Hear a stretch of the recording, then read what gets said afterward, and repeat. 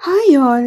අද අපි ඉගෙන ගන්න යන්නේ have been උයි has been උයි අතර වෙනස. මේක හරි සරලයි. ඔයාලට මතක තියාගන්න ඕනේ පියවර 3යි.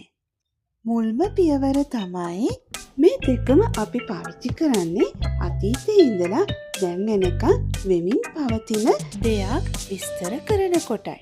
It used the present perfect continuous tense to show an intention or action that started in the past and continues to the present. දෙවන පියවර තමයි have been අපි use කරන්නේ I, we, you, they කියන pronouns යෙදුණු sentences වලට.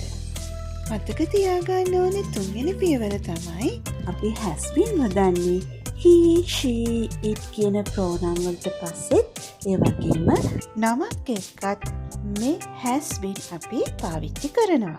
අපි දැන් බලමු have been and has been යෙදුන sentences. I have been studying for 2 hours. මම පැය දෙකක් තිස්සේ පාඩම් කරනවා.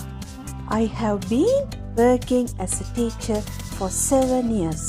මම ගුරුවරියක් වශයෙන් අවුරුදු 7ක් සේවයේ යෙදෙනවා. She has been waiting for 2 hours. ඇය පැය දෙකක් තිස්සේ මෙතන ඉන්නවා.